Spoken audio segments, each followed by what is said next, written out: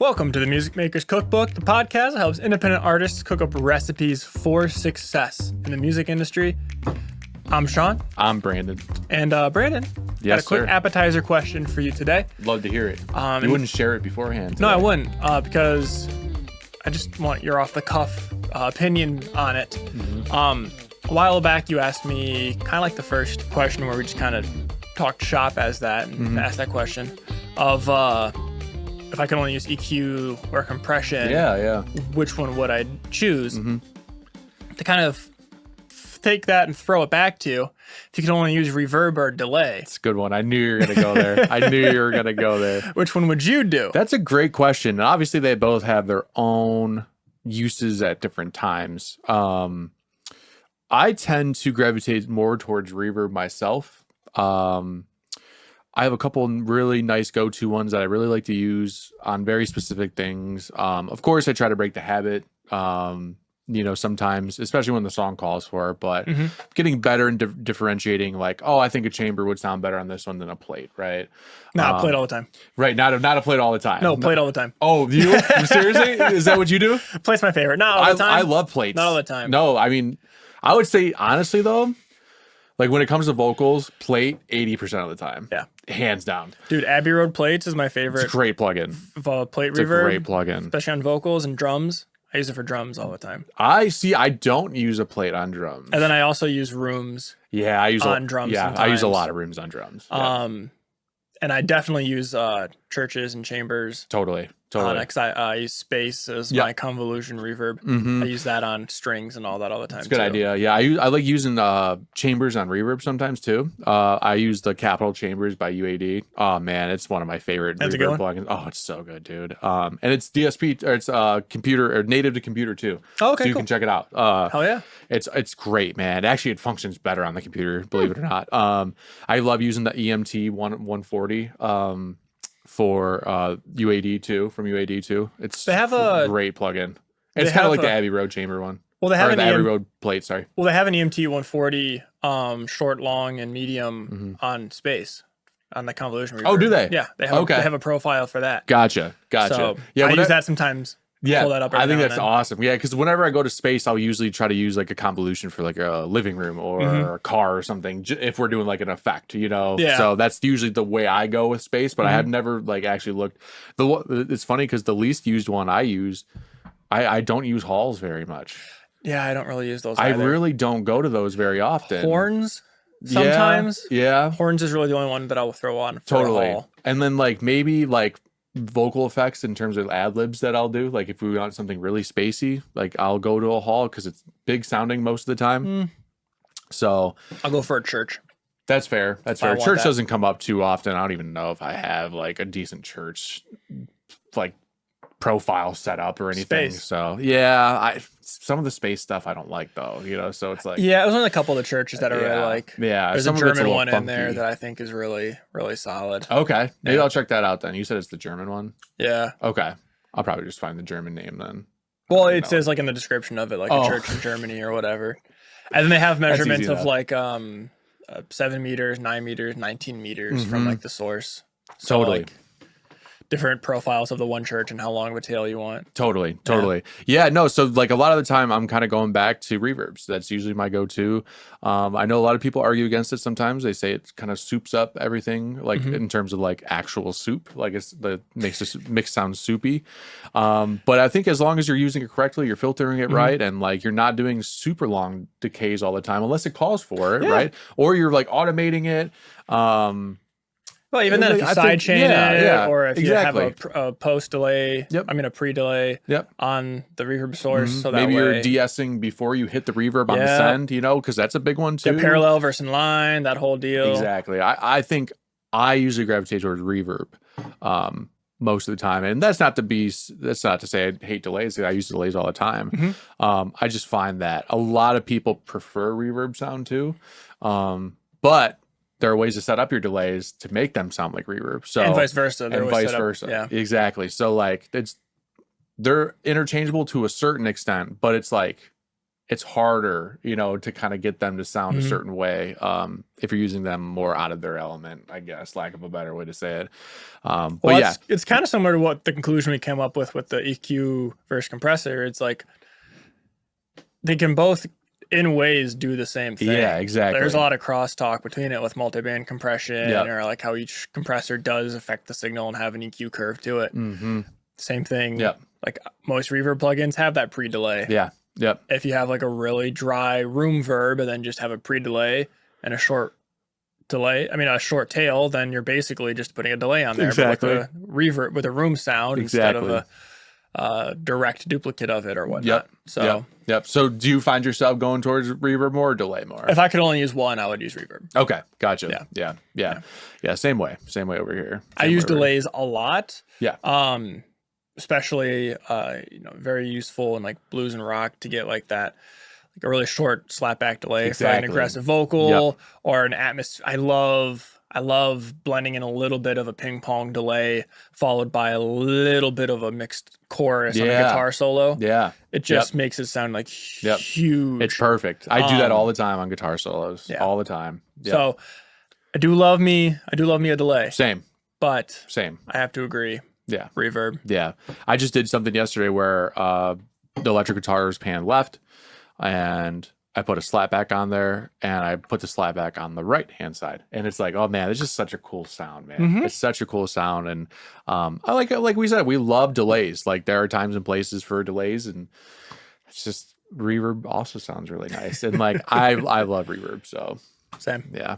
It's also like it's the sound good button. Yeah, it is because that's a lot of the time when people want to vibe. They want reverb. Can you turn my reverb up? Yeah. That's the first question every single time. Yeah. It's just that blanket that smooths everything over. Yep. And sometimes it's necessary. It is. It is absolutely. And then, you know, especially if you're doing this on your own at home, like you're probably not in the greatest room to ever exist for recording. And if you're close miking stuff, you have to get some sort of atmosphere in there or ambience in there, right? And then the first thing you're probably going to reach for is reverb plugin.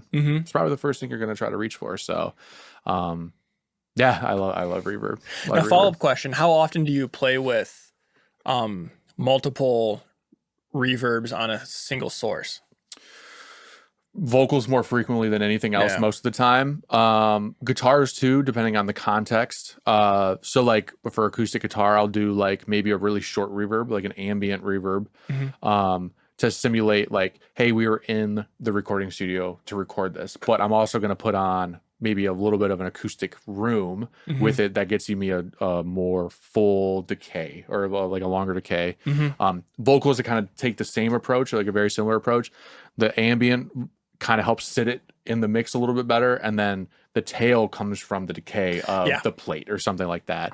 And then it just takes a little bit of leveling out, you know, to kind of get those sources, you know, the things right. But fairly frequently, I do that quite a bit these days now. I tried not to before because I was afraid to do it and make it terrible, but it's once you kind of figure it out and you wrap your head around what you're doing, it's like, this makes so much sense. Yeah. No, what about you? Do you do the same? Oh, I've been having a hell of a fun time with it lately. I got a buddy, Joe, who works at a venue called St. Andrews Hall in Detroit. Shout out to Joe. Yep. Shout out to Joe. We love Joe. And he knows a guy who got the profile of the hall. Oh, yeah. So he's got like the mixing position, the balcony, and then another position. And he gave them to me. So I have 3 different profiles of this space, and guys did a great job. You know, reverb in the space. Everything is peaked the fuck out.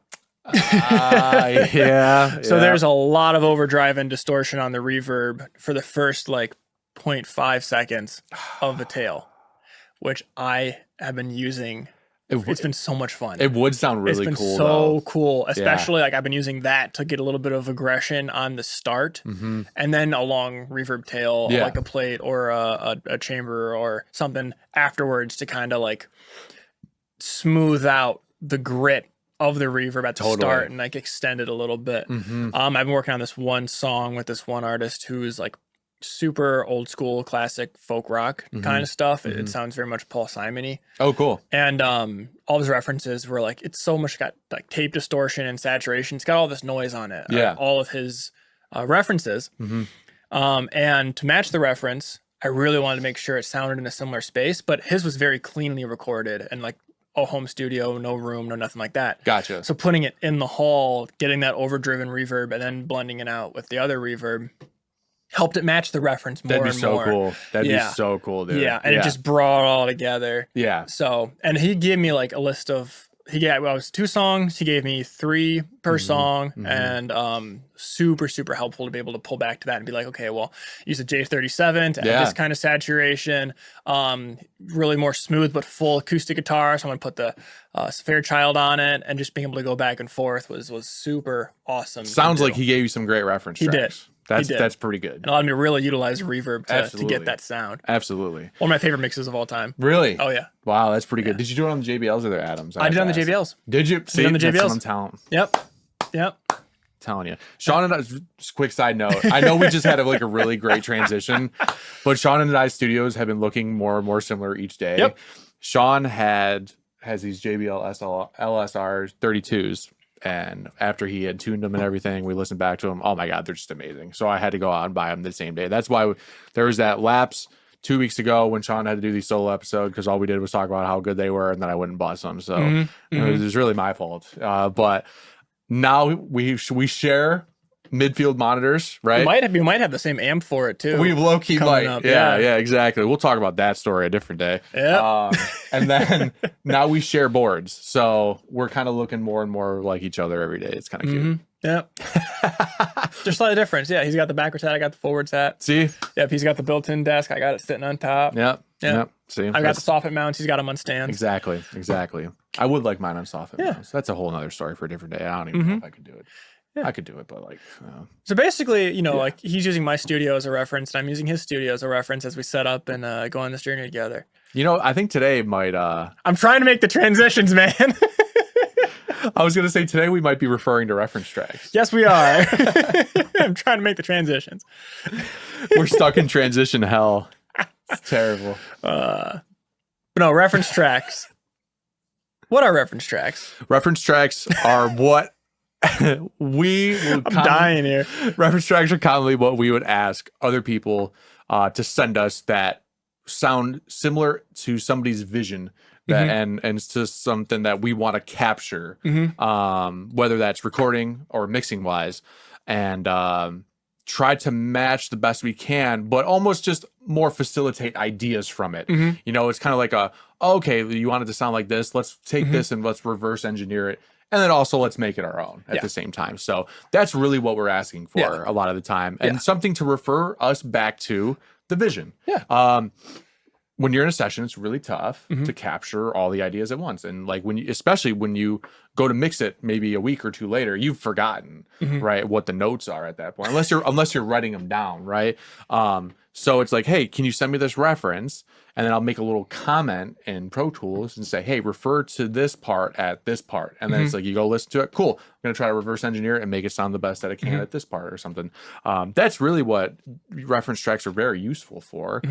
It's a great middle ground between producer, engineer, and singer-songwriter or songwriter, and helps convey message. A reference track is a mixing tool that allows the engineer to auditorily compare your music to get certain qualities from it.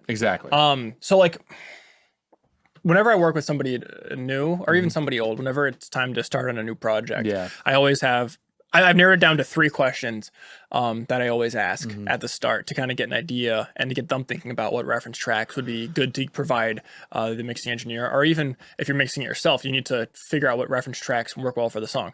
And those 3 questions are: the first one, what is the story / emotion behind the song? 2, what is the overall vibe and feeling that you are going for with this song? And 3, what are the artists / songs that you love the sound of that inspire your music? Now, the first 2, they're important questions, but they're really only there for them to think more in depth about that 3rd question. You set it up. It's like, oh, well, what are the lyrics? What is this emotion behind my song? What am I trying to say with these songs? Cool. Now they're thinking more actively about the meaning, the messaging behind it. Now that they have the messaging in their mind, when they go to question 3, they're going to have that to reference to pick a song from. So that gives me a better reference track. too. What's the overall vibe and sound? And sometimes I'll throw out recommendations like, do you want it old school, analog and warm? Do you want it clean and wide? Do you want it punchy and modern? And then they get something, okay, well, what do I want? Okay, well, I like this song, and that's got this really like vibey feel to it. So I kind of want this like analog vibey feel to it. And then when it gets to the third one, the reference tracks, the songs, the artists they love, once they send them over, they've gone through the first two. Yep. They're thinking more engagingly about their song, which gets better reference tracks I can then listen to and compare their song to with the first two questions in mind to really help those aspects translate in their mix to get the emotion to come through with the mix, to get the vibe to come through with the mix, because the reference tracks they're giving me has those things that they want embedded in them. So that's why they're incredibly important to put thought into, not just, I like Jack White. Jack White's my reference track. Sure. It's like, cool. How does that relate to it? This is a punk song. Right. You know? Right, exactly. And that happens more often than all not. the time. All the time. That's why the first two questions are important. Yeah, honestly, I might take that from you because like a lot of the time these reference tracks don't relate at all. And it's really tough to be like I just started a new project and they had sent me a reference track. I'm like, okay, cool. This is cool. This is like a modern rock song, vibe. And the song they wrote is not even on the same wavelength. It's like, this is way different. And it's like, well, now I have to help songwrite to get it to that point. And it's like, at this point, I'm taking the song over, right? And like, I'm like, okay, I had to sit down. I was like, I don't think we're on the same wavelength with this kind of thing. So, which is a fault on my own because I'm not setting it up with the proper questions. I'm just asking, hey, give me a reference track. What do you like to sound? What would you like it to sound like? And it's like, okay, well, this isn't even the same vein, right? One of them is in a major key, one of them is in a minor key. We are automatically have a difference right off the bat, right? And that's top of funnel thing, right? So it's like, okay, now we have to it's really hard to cultivate or to reset expectations from a reference track that somebody has already built up in their mind to be the sound.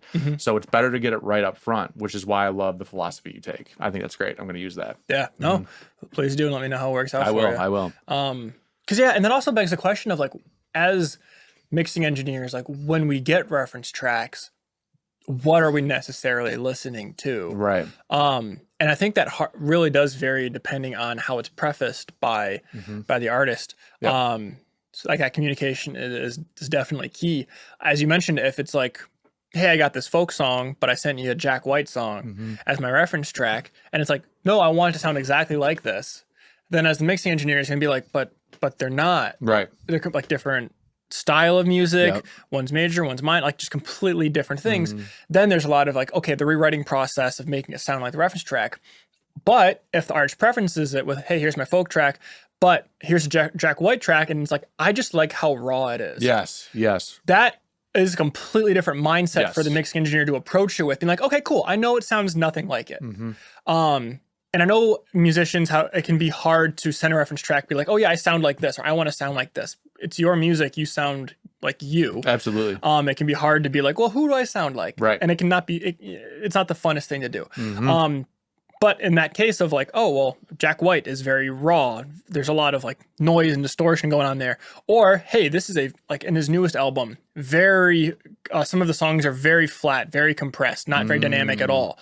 Just slammed. Yeah. And it's like, all right, is that what you want? Like, you want that kind of just flat, full to the wall sort of deal? Cool. We can do that without necessarily changing your song. But it's like pointing it to the engineer when you give it of like, what do you like about the song? Not just, here's a song.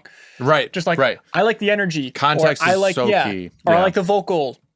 Or I like the effects. Or I like the width of it. Or I like the grit or the cleanness of it. Like, and that's where the second of the questions comes into play.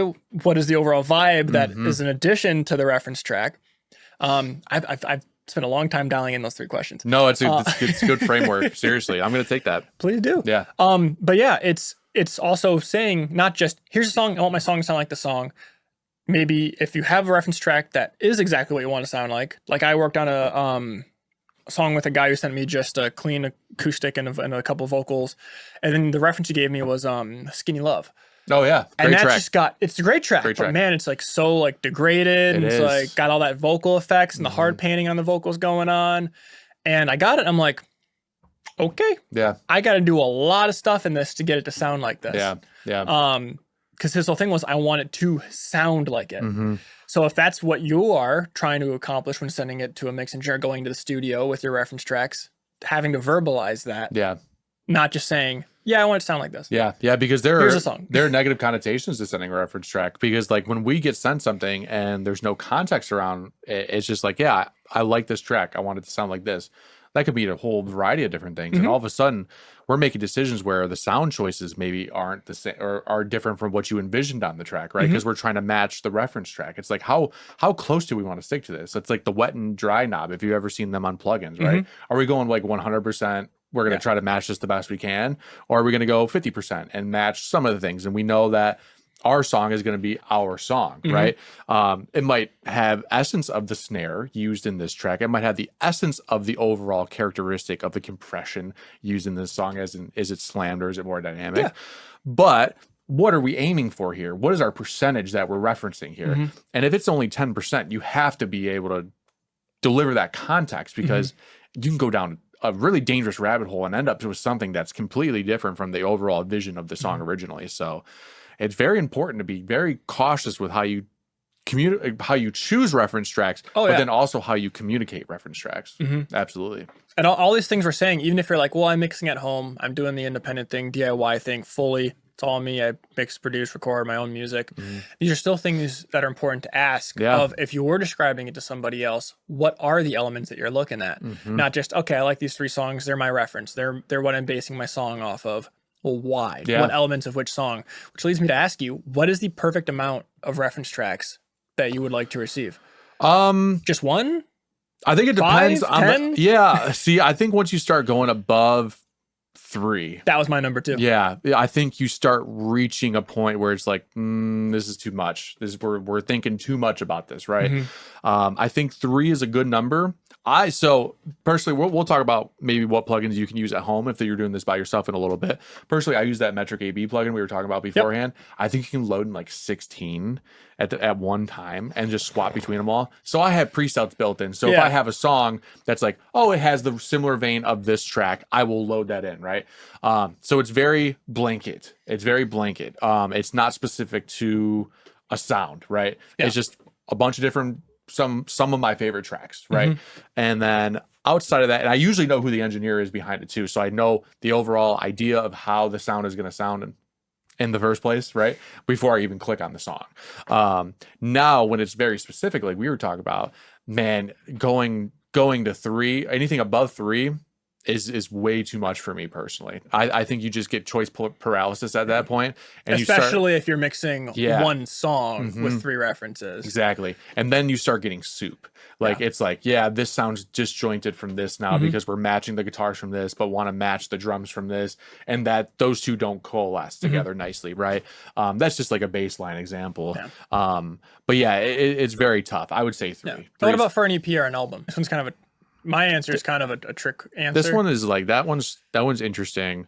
I think you should probably reference your own. Any song that you finished prior. Right? First album. What? First album. First time in the studio. What would you like to get as a reference as a mixing engineer? Nothing. Really? Yeah. Well, not even for the individual songs within the album.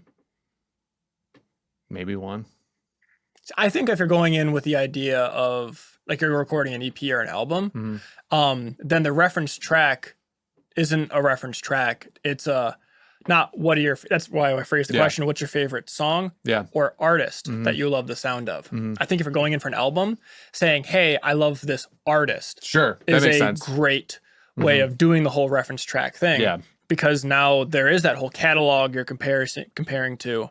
And you can sit down with the artist and listen and think of like, okay, what are some similarities I noticed amongst this portfolio of the artist? Totally. Not necessarily like I want the drums to sound like this, but like, hey, I noticed the drums are really forward in a lot of these songs. Yeah. That's why I like the artist. So it forces you to think more broadly about the album as a whole, and listen to the music of the artist in similarities versus specifics. Yeah. It's like, Yeah, oh yeah. man, the vocal is so clear in all these. Or, Yeah. oh man, like Tame Impala, the vocal effect is all across. I love that vocal effect. Yeah, totally.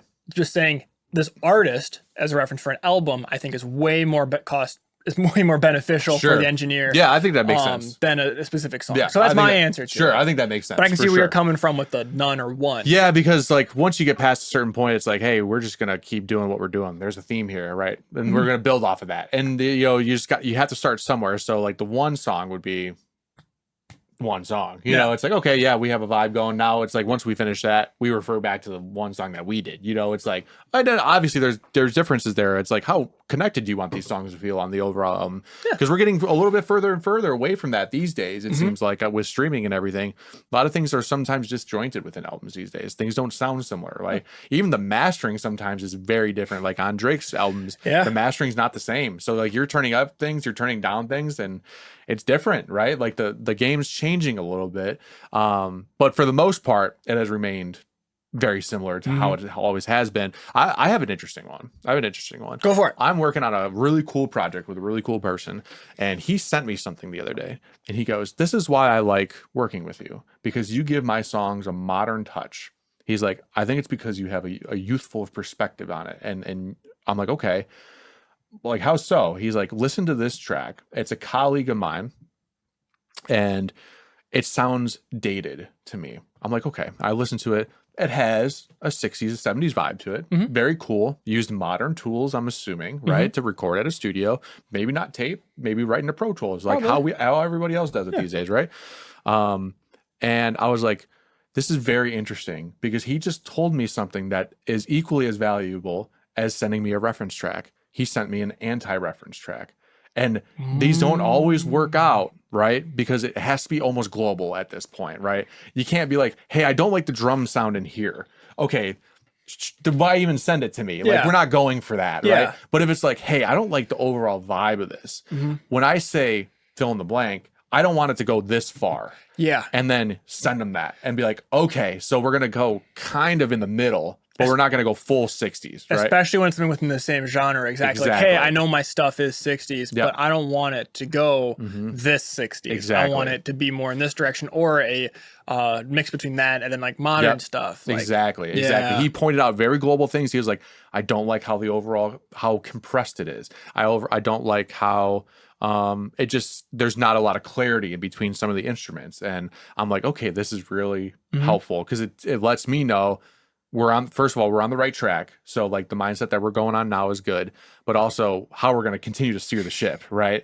We're not going to do something like this, you know? Yeah. And sometimes it's easy to get caught up in that in the middle of a project, because you lose perspective. So it's all about gaining perspective. Reference tracks are a lot of time about gaining perspective and keeping a level head with the ship steered in the right direction. Oh yeah. That's what it is. Oh yeah. That's the best part about it as a tool, especially with the plugin you were mentioning, having it in the session to just keep your ears fresh and going back to like a baseline. Because like when you're in the studio for hours and hours on end and you're listening to the same thing again and again and again, it's tough. Eventually your brain's like, no, that sounds good. Because it's familiar with it, not necessarily because it's the way it needs to be. And once you change that, it sounds weird, right? Like, and that takes a lot of things to get used to. And I think that's where we're kind of heading with this, is that there's a caveat to reference tracks. When you request a reference track from somebody is usually in love with that track. The closer that person is to that track, sometimes the harder it is to break away from them or from that track. So you need to like set clear boundaries almost with reference tracks and expectations. Opposite of demolitis. Yes, exactly. You need to set expectations, because it's like if this person is constantly referring back to the track and it doesn't sound like that track, you lose. You lose every single time, because this song doesn't sound like this song. So there has to be boundaries and expectations to put into place with these, saying, hey, we're not making the same song. The song already exists. You can just go listen to it. In fact, I just listened to it 60 times while working on the song, right? We're making our own thing. So that has to also be like a little disclaimer to whatever producer you're working with. Yeah, and the expectation of like, oh man, it just doesn't sound exactly how it sounds like on this album. It's like, well, that's because it's your voice. Yeah, exactly. So it's not their voice. Oh, that's the worst one. These effects are doing something with their voice that your voice doesn't have. That's the worst one. That's because that's the one you can't change. Nope. You can change drums all day. You can change guitars all day. You can change how you're recording all day. You can change mics. You can change everything. You can't change your voice. You just can't do it. And you can't sound like Drake. You just can't. Nope, unless right? you're Drake. Unless you're Drake. Or you have AI. That too. that too. Or you're like an impersonator. That's true. And you're really good at it. And you're really damn really good at it. So that all has to be within context and boundaries, right? Yeah. It's tough. It's a tough game to play, and it's a slippery slope, very slippery. So make sure you don't slip, because that's a big fall, brother. Yeah, I guess that's a good way to end it. Like, it's good to have reference, but keep it you. Yeah, you know, have to keep it you. Don't go too far into it and get too focused on like the ideal of, oh, it needs to sound exactly like this. Still have like you shine through it. Put your own unique twist on it. Use it as reference. Exactly. Not as copy and paste. Exactly. Yeah. Exactly. Yeah. 100%. That's the way to go about it. If you are doing this by yourself at home, and you're not working with a producer or engineer, and you want to try out referencing for yourself, you can go grab this plugin called Metric AB. It's my favorite one personally. I think it's the best one honestly on the market, and it's usually fairly cheap. You can go to pluginalliances website to go find it. We're not sponsored by it. We're not endorsed by it or anything. I just happen to be a big fan of the plugin. So it's not like I'm going to be making any money off of this. So, but I give them my endorsement because I love that plugin and I use it on every session if I need to. I won't always open it and reference, because I'll have a good frame of mind beforehand. But when it's there, man, that certainly is handy. It gives you a bunch of tools to help you get along, and filters and everything. Like, I think once you download it, you're gonna get a kick out of it. It's a cool plugin. I'm excited to dive into it. Cool plugin, man. I love that plugin. Yeah, for reference, I do a lot of like just switching back and forth. Oh yeah, because I have like my my system split. I have a separate source for Pro Tools and then a separate source through my interface for anything else. So I'll just like open up on Spotify and just flick the switch, and now it's playing. That's killer. But having it in the session would be very helpful. It is, especially once you have like almost like different sets of stuff that you can rotate between and then find your favorite tracks to reference throughout there. Having that library saved in the plugin would be incredibly useful. Because I have Pro Tools doing that for me, so I'll just save the preset and then it'll just upload all my songs I love referencing and love the mixes too, and then I'll date it like, fall 2021. This is what I was really into. Fall 2022 is what I was really into. I need to make a new template. I need to make a lot of new templates. I do too. It's been a long time. I do too. I'm still using my 2023 template. Maybe we should talk about templates. Maybe we should, because like templates are very helpful, and a lot of people don't use templates correctly. Leave a comment if you'd like us to kind of go more into the nerdy production mixing technical side of it. Because we will. And talk about templates. We'll go deep down. If not an podcast episode on our YouTube channel, we might do a deep dive into that or something about that. Yeah, absolutely. It's just very helpful for productivity, and this is one of those things you can leave in your template, and you can always refer back to. So it's really nice. It's really nice. Yeah, great stuff. All right. So with that being said, I think that's all we got today about reference tracks, importance of them, how to think about them, how to use them if you're doing it yourself, and also how to present it to somebody if you're working with another engineer to mix and master and record your music. Which, speaking of, if you want to get your stuff worked on with Brandon, you should. Thank you, Sean. Put together some reference tracks using this suggestion before you, and then let him know when you reach out on his website. Yeah, and if you're selling a power amp, reach out to me. You can go to studio222recording.com, fill out a quote request form. You can check out my portfolio there with previous work I've done. I haven't updated in a while. I need to really bad. I have a lot of cool stuff. Dude, yeah, that's one of my things that I got to do over a weekend sometime. It's just such a pain in the ass to do it, but I just got to do it. So you can find more information about me there and what I do. Just reach out and say, hey, be happy to hear from you. Sean, you are also great at what you do. Appreciate it. And I think people should record or mix or master with you. Record locally, of course. Yeah. No, if you're remote and want to get where can we find more about you? Yeah. Yeah, if you're not local and you want to get your stuff worked on remotely, if it's folk, rock, acoustic, or blues music, you can contact me through my form at swsrecordings.com. Let me know your reference tracks through there. Just send me a message there. I'd be curious to see what a good reference track for you is. Yeah, I'd be curious to see what the music inspires you in your music. So like demo mixes and reference tracks are huge. Demo mixes, we should talk about that in a future episode. Yes, we should. Because that's a huge one as well. Yeah, that's a slippery slope. But yeah, you can reach out to me there. If you want to reach out to both of us and just talk about the podcast, you can email us at podcast@musicmakerscookbook.com, or you can DM us on any social media platform. You can also comment on Spotify or most. I don't know if other podcast Cool new platforms have it, feature. but I know Spotify does. Yeah, it's killer. Yeah, or message if you're watching the video podcast on YouTube. Thank you for listening to this far. Thank you for subscribing, liking, following, reviewing. All that stuff really, really just helps us get out there, get in front of more people. Episode 76. We've been doing this for quite a while. That's crazy. Don't plan to stop it anytime soon. Nope. So appreciate you. Full speed ahead. Appreciate you watching and listening. Absolutely. With all that being said, that was our appetizer. Yeah. That was our main course. Didn't have a dessert today. That's okay. You know, you don't need to have like all that sugar and sweets afterwards. Sometimes it's just a good meal. You know, you're just satisfied after that. Plus, I want to say happy Halloween to everybody. We're recording this before Halloween. Halloween is Thursday. Tomorrow. Yep. So we're the Devil's Night tonight. Sean. Just saying. Gotta watch out. 76. There's a 6 in the episode number. Oh no. Oh shit. Episode 66 on Devil's Night would be crazy. That would have been. Oh man. Yeah. Well, so if we're possessed in the next episode, you know what happened. That's right. There you go. There's some dessert. We just gave you a little piece of candy. With that all being said, thank you for watching. From our kitchen to yours. Bon appetit.